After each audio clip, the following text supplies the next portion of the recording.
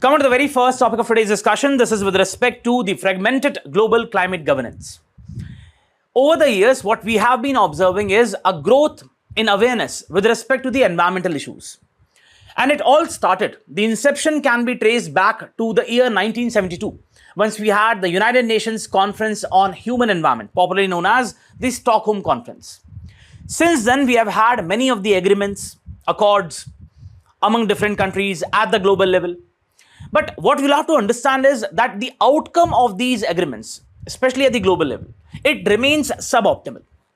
Primarily because these agreements, they lack the implementation and enforceability. And why is that so? Because the targets with respect to the mitigation of the ill effects of climate change, they are voluntary in nature. They are not binding on the parties. It is in that regard that we have a particular column which has been published in the Hindu, which says that though we may talk about big declarations and objectives in the preamble of these agreements, but what is the final result? We are not in a capacity to achieve the climate targets. If we go by the current pathways of the way we live, then definitely we are going to breach the limits which we have set, the 1.5 degrees Celsius or 2 degrees Celsius. So what the authors are trying to say is that we need more of a robust institutional approach where the countries themselves should abide by certain targets. In fact, there are countries like US. We have President Trump who considers climate change as a hoax. So we need more of, it's not about that we don't have scientific evidence with respect to the climate change. We have a lot of evidence with respect to the anthropogenic climate change. But it is the unacceptance, it is the non-willingness or the dereliction of the countries to accept that yes, there is a real climate change, right? So it's more about what you can understand is that we have the science of climate, right? We know about the science of climate, but what is actually hampering or what is actually hindering the efforts of different countries is the politics of climate, is the politics of science with respect to the climate. Because countries are deliberately not accepting the fact that there is a real climate change. So we need more of these countries to come on board and effectively implement all the targets. Very, very important component with respect to GS3 environment. There is an illusion of progress in climate negotiations with more process and less action. Now, before I start the discussion, let's have a quick chronological summary of what all events have taken place with respect to the climate change framework. So as I said, it all started way back in the year 1972, once we had the United Nations Conference on Human Environment, popularly known as the Stockholm Conference. And that was the one, the Stockholm Conference. And that was the one which actually led to the, coming of the importance of the environmental issues. People started recognizing that yes, environment protection is really important. Now, that was the very basis. And this was the one which led to the formation of United Nations Environment Program, UNEP. Then it was in 1988 that we led the development of the IPCC, Intergovernmental Panel on Climate Change. Now, this was a joint effort, a partnership of World Meteorological Organization and UNEP. Important for the prelims. Now, IPCC is a framework which provides the scientific evidence with respect to the climate change, right? So it has really helped a lot. And it is for that reason that in the year 2007, it was given the Nobel Peace Prize.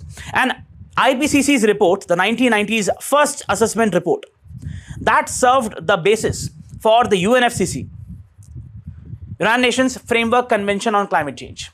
So after 1998, we had the 1992 Rio Earth Summit, popularly known as United Nations Conference of Environment and Development, right? Now, this formed the basis of the United Nations Framework Convention on Climate Change.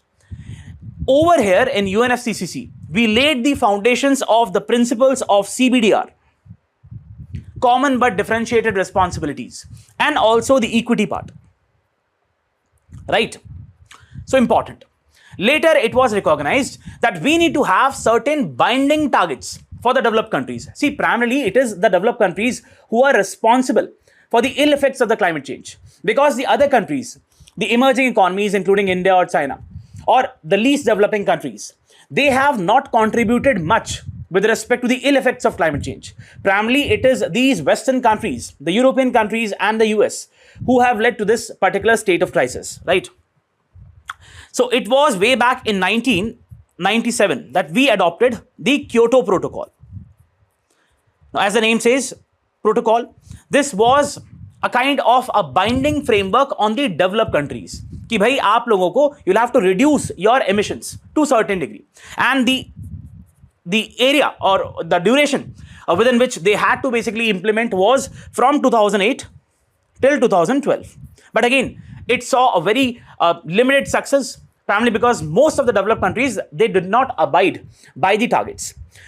Next, we had the Conference of Parties 15, popularly known as the Copenhagen Accord. Now, the Copenhagen Accord was primarily to develop a post-Kyoto framework, that what we are going to do after that. So it basically talked about the 2 degrees Celsius target, and it also talked about the $100 billion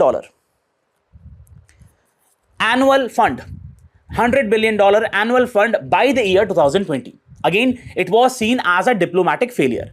Next, we talk about the 2015 Paris Climate Agreement, right? Also known as the COP21. Now, what you'll have to understand is that once we talk about the Kyoto Protocol, we term the Conference of Parties with respect to the Kyoto Protocol as CMP, and with respect to the Paris Agreement as CMA. You can see it's written over here, right? CMP and CMA. Now, in the Paris Agreement, the good thing was that there was a kind of a universal participation, and almost 198 parties attended the Paris Agreement. And there were some benchmarks which were created, that we are going to abide by the nationally determined contributions, the targets set by different countries. Then there was also a talk of that we are going to take a global stock take after every 5 years. That is, after every 5 years, we'll evaluate what all things we have done with respect to mitigating the ill effects of climate change, right? Next thing was that the negative issue with respect to the Paris Agreement is that it is not binding in nature. These targets are voluntary in nature. So it depends upon the countries whether they accept it or not. If we talk about the next framework, so we have the Conference of Parties 26, which was held in 21, the Glasgow Summit. Now, in the Glasgow, what we decided was that we are going to focus upon Article 6. Article 6 talks about the carbon markets. So the rules and regulation with respect to the carbon markets were basically finalized. You also must be aware about the Panch Samrit goals, which Prime Minister talked about in the Glasgow Summit, right? Next, we had the Conference of Parties 27. Over here, the Loss and Damage Fund was talked about for those vulnerable countries, vulnerable countries which are more prone to the ill effects of climate change, the Loss and Damage Fund, right? Finally, if we can talk about Conference of Parties 30, which was recently held in November 2025 in Belém, in Brazil. Now, what you have to understand is that with respect to the overall finances, see, finances are the most important basis for mitigating the ill effects of climate change. But that is not available with the countries, right? So it has remained unresolved. The adaptation funding, it's still unresolved, and there is no consensus, right? Since all these mechanisms work on the basis of consensus, there is a kind of a veto power, a negative vote, which all people have, which all countries have. So therefore, coming to a kind of a regulatory framework through which we can achieve the targets with respect to the climate change, it's very difficult, right? So this is the overall chronology. Now, what the authors are talking about is that right now with respect to these agreements are acting as procedural buses with no binding directions. They lack the direction and enforceability. Because since there is consensus involved, different countries, they kind of do not agree to the targets, and ultimately we cannot realize the objectives. And if we go by the current pathways, we will soon breach the 1.5 degrees Celsius limit, which we have actually by ourselves decided by 2030 itself, right? No binding obligations on different countries, right? Next, what you'll have to understand is that we have politics over planet. Means what? Different countries are not talking about the protection of the environment. they are now focusing upon their own national interests. The prime example is the US. It has come out from the International Solar Alliance. It has come out from the very important international organizations because they have a kind of an inward looking approach. And though we have the adequate scientific evidence which proves that yes, climate change is real and that is induced by the humans, the anthropogenic climate change, but they are not accepting that. Consensus-based decision making in these agreements, be it the Paris Agreement or the other agreements, it leads to a kind of a veto which different countries have. If I say I'll not abide by this, then there would be no consensus, right? So a no objective could be set. Next, we have a lot of the ambitious goals which are written in the declarations and the preamble, the very first page of these agreements. But what about the commitments? Commitments are not binding. Countries are not ready to basically follow a certain pathway. They are still, their whole economy is still based upon the fossil fuels.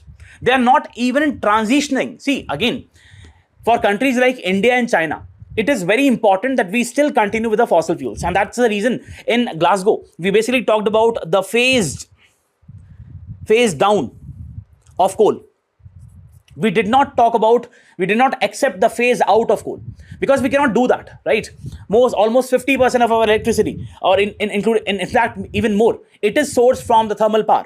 So what you'll have to understand is that there are certain countries who are definitely putting up efforts, transitioning to more cleaner forms of energy, including the renewable energy technologies, clean technologies. But there are some countries who are actually increasing their fossil fuel reserves, fossil fuel usage. For example, we have the US. Now, US, what it says is that since it has to maintain a dominant position with respect to the artificial intelligence, it has mandated that it should excessively or intensively use the fossil fuel sources so as to create more electricity. And that electricity can be used in the data centers, which power the different artificial intelligence, cloud computing, and other things. So that is what you'll have to understand.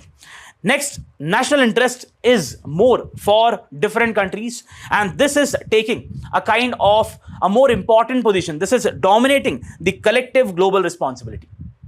The collective global responsibility with respect to the mitigating the ill effects of climate change. Not just mitigating, but what all effects we already have, how to adapt those effects, the negative effects, and different markets and cooperation. This is very important. We have a kind of short-termism in our approach. We are not looking at long-term sustainability. We are just looking at the profit.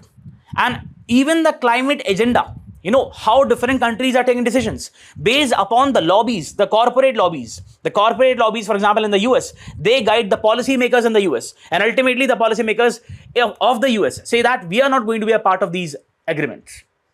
So ultimately, it's the market and the corporations, the big giant corporations, who basically profit a lot.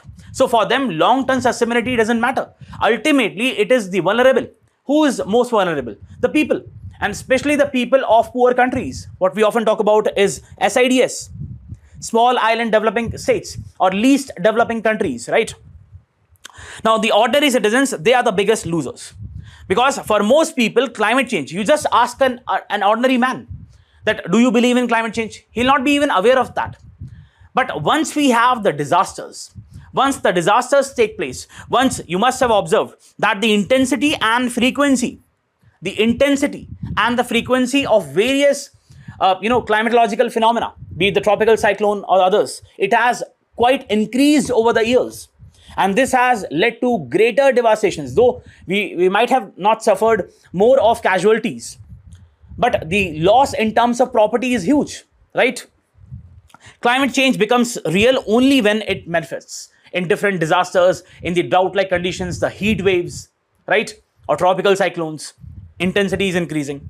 Now, we have the Conference of Parties. According to the authors, they are just symbolic. And it is a kind of a substantive failure which we are witnessing. Because they might talk about big objectives. But on ground, we are witnessing no transition, right? Every Conference of Parties termed as a success. You must have seen that after every Conference of Parties, we have leaders holding hands of each other and declaring that this is a success. But what kind of success they're celebrating? That's the question. Real climate action is minimal on ground. You talk about the Kyoto Protocol. Now, in Kyoto Protocol, it was first of all limited to certain countries, the developed countries, and those countries, they even didn't follow the targets which they decided. So there was a lack of implementation with respect to Kyoto Protocol. Or let's talk about the Paris Agreement. In the Paris Agreement, we have voluntary targets in terms of the nationally determined contributions. But countries they have a free will to decide what is going to be the target. And if countries do not reach to a consensus, if countries do not abide by the targets which they themselves have set, how can we achieve the targets which we have set? Limiting the rise in the temperatures below 1.5 degrees Celsius or 2 degrees Celsius. That is a case in point. Conference of Party 30, it's about more promises and less progress. And what are the key challenges which we are witnessing right now with respect to these climate agreements? So the Conference of Party 30 highlighted the global mutual approach, but failed with respect to the outcomes. Now this approach, it's a Portuguese term, which talks about the bottom-up approach. It talks about that there has to be the local level engagement. People need to engage at the very local, at the very grassroots, and only then we'll be able to see the change. But that requires finances, that requires resources, that requires technology, right? The 1.5 target, 1.5 degrees Celsius target is losing the credibility. Why? Because according to the United Nations Environment Program, emissions gap report can be important for the prelims. Please pay attention. Emissions gap report published by the United Nations Environment Program. In 2024, we had almost 57 gigatons of carbon dioxide equivalent emissions. Now, this has basically, it is one of the largest which we have had over the years. And there has been a quantum jump over the years in overall emissions. So how can we expect that we would achieve the 1.5 degrees Celsius target? In fact, we have many of the scientists who say that by the end of 2030s, this target, we would already breach this target. So we should rather focus upon 2 degrees Celsius. And for that, it also requires a lot of resources. Then we have climate finance, big gap and small flow. According to some research, what it says is that different countries, especially the least developed countries or the emerging economies, they need a funding of almost 2.5 to 3 trillion dollars per year. 2.5 to 3 trillion dollars per year. But right now we have this funding to the tune of almost 350 to 450 billion dollars. So this again is minuscule as compared to 2.5 or 3 trillion dollars. And this target was also achieved after years. As I told, in COP15, Copenhagen Accord, we decided that we are going to achieve it by 2020. But very recently, we have achieved this target of crossing $100 billion per year. So this is, again, a very important point of concern. The adaptation is aspirational, not operational. Because adequate finances are not there. Adequate technology is not being given to the developing countries, which already the developed countries have. Because they want to make sure that the intellectual property is secure with respect to those technologies. Next is loss and damage. Institutional but underfunded. So you have in Conference of Parties 27, you basically institutionalize the loss and damage fund. The loss and damage fund with respect to the vulnerable countries. Those countries who are more vulnerable with respect to the ill effects of climate change. But the issue is, do you have enough funds with respect to the loss and damage? And if you have, what is the kind of process which you are involving? Which is obviously minuscule. The kind of disasters which we are witnessing in these, for example, the small island developing states or the least developing countries with respect to the ill effects of climate change, they require a lot of resources. And loss and damage fund is very minuscule. It's a very small fund in order to tackle the ill effects of climate change. Then we have technology transfer and capacity building. Almost negligible. Almost negligible. We have some countries in Europe, for example, Germany or other countries, who are definitely helping the others with respect to the transfer of technology. But when it comes to countries like US, it considers climate change as a hoax, right? Just transition, recognition without resources. Means what? We have, see, again, you'll have to understand, climate change, first of all, is real. We have the scientific evidence, but countries are not accepting it because it is a political issue. And there is a political will which is required to convert that into reality. So we are not witnessing the correct transitions, the just transitions which should happen, because it requires a lot of resources, right?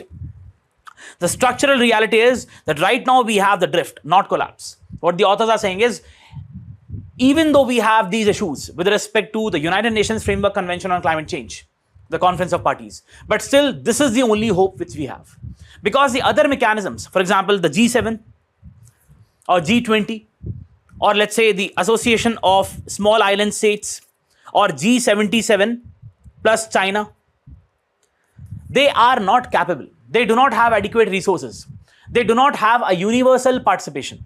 So the best hope which we have is the Conference of Parties, United Nations Framework Convention on Climate Change. But there is a need to make the institutional structure more robust. That is what they're calling for, right? You can just have a look at this particular infographic. 57 gigatons of carbon dioxide equivalent, more than we would breach 1.5 degrees Celsius target by 2030s. Vague promises, no binding action, finance and adaptation gaps. And you can see the deficit is almost to the tune of $1.3 trillion. And right now we have almost $400 billion of flow. Loss and damage fund, underfunded, limited impact with respect to these countries. Technology transfer, capacity building, it is almost minuscule, right? Now, what is India's role in this particular architecture? India as a country has played a very proactive role. It is a developing country. Even though it's a developing country, we have played a very proactive role when it comes to mitigating the ill effects of climate change and also in the adaptation aspects, right? We have had leadership in the Conference of Parties negotiations. It was India who emphasized on the principles of equity. And that was the reason that UNFCCC recognized the principle of common but differentiated responsibilities. What do we mean? That we have a common responsibility with respect to mitigating the ill effects of climate change. Climate changes के effect को mitigate करने के लिए we have a common responsibility. But there has to be differentiated responsibility. Not all countries are equally responsible. Those countries who have basically developed, they use a lot of fossil fuel and they are primarily responsible for the ill effects, for the current state of crisis. So they need to share more of responsibilities. For example, US or the European countries, and respective capabilities. According to the capabilities of different countries, they should be given the task. They should decide their nationally determined contributions, NDCs. NDCs क्या है? Voluntary targets with respect to the Paris Agreement. The NDCs should be decided on the basis of what? The respective capabilities of different countries. Then we have climate finance advocacy. We have been talking about, we have taken participation in a lot of the platforms, international conventions with respect to the equitable distribution of finances once it comes to mitigating the ill effects of climate change. Also the adaptation, press for predictable, scaled up and concessional finance. We are not saying that you just give us grants. You give us loans, but that should be concessional. It should have very less rate of interest, right? For different projects. For example, through the Kyoto Protocol, we had the mechanisms like clean development mechanism. You must have read about this, or joint implementation, or the emissions trading. So we will also be a part of this. We will also implement some of the projects in the country which basically transition to greener forms of energy. But for that, we require finances, right? Domestic climate actions, what we have done. We have significantly boosted the overall renewable non-fossil capacity. It has crossed the 50% benchmark, the non-fossil capacity. And we have a target that we would have non-fossil capacity of 500 gigawatts by 2030. In the Panchamrit goals, we talked about that. And we also said that we would achieve the net zero status by 2070. So you just imagine India as such a big country, a diverse country, on the way of, it's still consuming, it's still big, it's a developing country right now. We are developing different sectors of the economy, but still we have such ambitious targets. That's really worth, praising. Paris Agreement targets, the NDCs. Then we have the adaptation spending, very good data. Compared to 2016 till 2025, the overall funding with respect to the adaptation, it has crossed 150%. There has been a 150% increase in the adaptation funding from 2016 till 2025, right? Policy and institutional framework. We have come with the National Action Plan on Climate Change, different actions on we have, for example, the National Solar Mission, or with respect to the strategic Himalayan sources, right? So it's basically made up of 8 submissions. Just look, different kind of submissions which we have in NAPCC, right? Then we have the NDC implementation. We have been ambitiously implementing the different NDCs target. Then we have the market technology and measures. We have implemented the production linked incentive schemes in the green sector, in the battery, for example, battery storage systems, in the renewable energy sector. Then we have the National Green Hydrogen Mission to transition to more cleaner forms of energy, including the green hydrogen. Then we have the carbon market mechanism. There was an amendment which was done to Energy Conservation Act of 2022 in 22. So through this amendment, we have formalized the structure with respect to carbon market mechanism, how to deal with this carbon credits, right? So India is definitely working on its goals. It's more about these developed countries. It's because of the developed countries that we are seeing a kind of an hampering, a kind of an hindrance with respect to achieving the objectives of these agreements. What should be the way forward? The very first should be equity and justice. The developed countries must realize the principles of CBDR and climate justice. They should provide adequate resources and technology to the least developing countries, the SIDS, small island developing states, then scaling the climate finance. See, again, even 350 or 400 US billion dollars won't work, because the requirement is to the tune of 2.5 to 3 trillion US dollars annually. So again, it has to be scaled up. Then boosting the adaptation aid.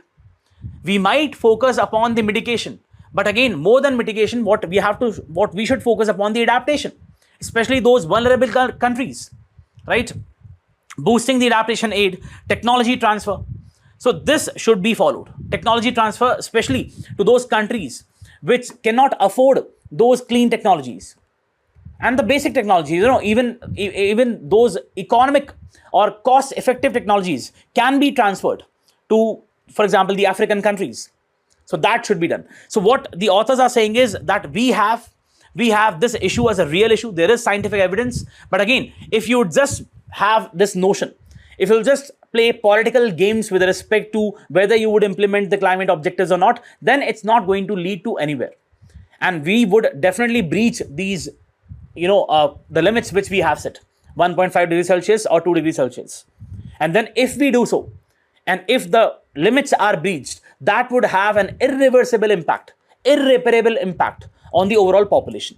You must have heard about the tipping points. So we would breach the tipping points, right? Let's have a means practice question. Global climate governance is increasingly characterized by ambitious declarations but weak implementation. Ambitious declarations and weak implementation. Talk about it. Discuss the structural challenges in the current UNFCCC framework. In this context, discuss the measures taken by India to address the climate change at both domestic and international levels. You can also talk about International Solar Alliance, very important. So we have ISA, which is an international framework, and India basically pioneered this. India started this with the partnership with France, right? So again, this can be highlighted, right? Do write an answer, it's very important. And yes, if you're liking the initiative, do not forget to press the like button and also let us know in the comments. Let's go to the next topic.